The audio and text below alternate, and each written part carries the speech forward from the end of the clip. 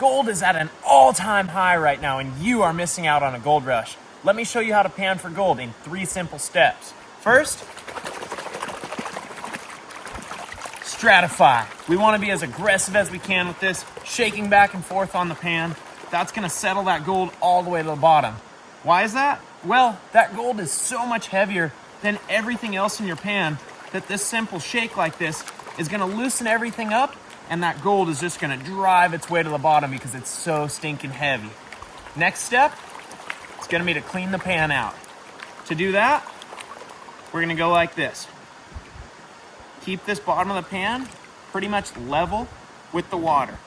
Keeping that level with the water makes it so all those light materials that were left on top can be easily removed. This is step 2, cleaning out the pan. And when we start to see black material, that's black sand. Black sand is iron-based and it's really heavy.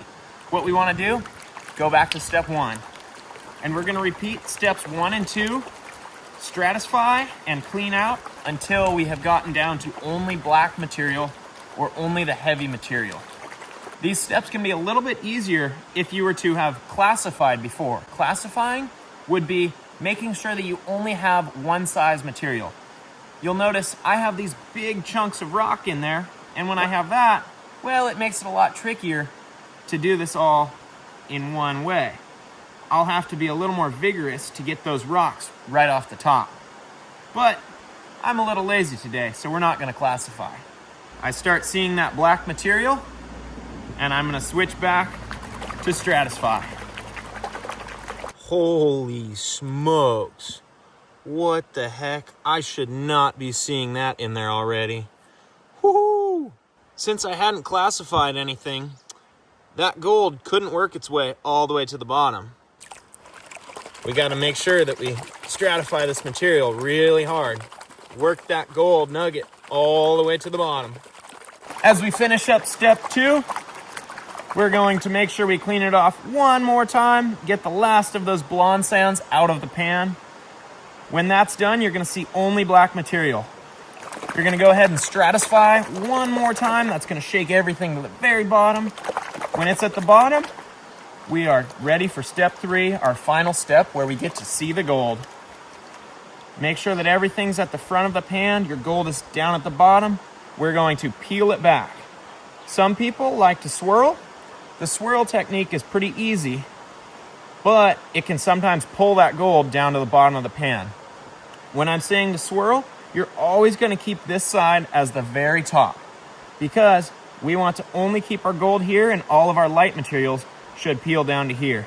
You can also peel away straight down. Can you see that gold popping out? Oh my goodness. I did not expect to find a gold nugget in here. There are a couple of more advanced ways to peel it back. Some people love the tap method. What the tap is it's going to move this gold wherever I'm tapping. All I have to do is tap, tap, tap, and it's going to walk it to right there. And then I can peel away from that location.